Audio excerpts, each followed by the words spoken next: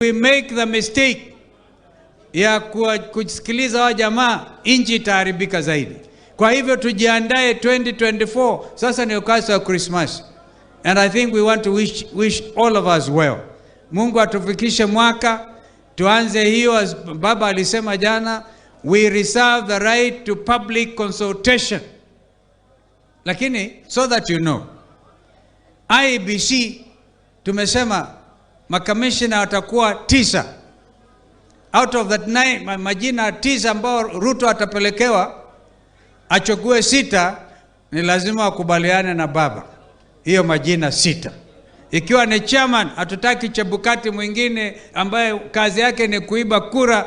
In fact, he has a record, because you cannot steal elections 10 times. 10 years, over 10 years period. Kwa hivyo mambo hayo, hiyo tumeweka mfukoni. Tumesema pia, hii tabia ya kununua viongozi na ili kuharibu mpangilio wa coalition parties na kuharibu hali ya demokrasia yetu, tumekubaliana kwamba wewe kama unakuwa deregistered na chama chako cha ODM, cha Wiper, cha Jubilee, unakuwa deregistered, basi itamaanisha kutakuwa na by-election kwa upande wako, kwa sababu huwezi unatumia Raila kuwa elected, ukifika kule unanunuliwa kama kuku sokoni, and you expect that we are going to remain quiet.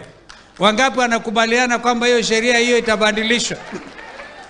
So that is what we said, fidelity to multipartism. Kama sio infidelity ambayo ilifanyika, today Robert Mbui, member for Kadhiani, will be the deputy majority leader.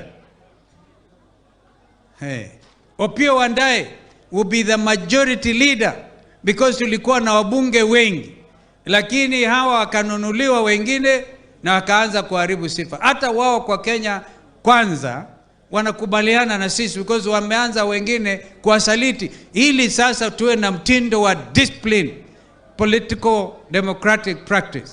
Mtu akichaguliwa na chama fulani and you are deregistered, and you of course we are given your due process maximum within 90 days, upitie mahakama, upitie wherever.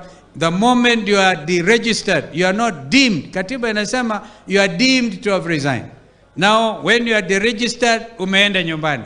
Hiyo baba ameweka mfuko. Situmpigie makofi jamani.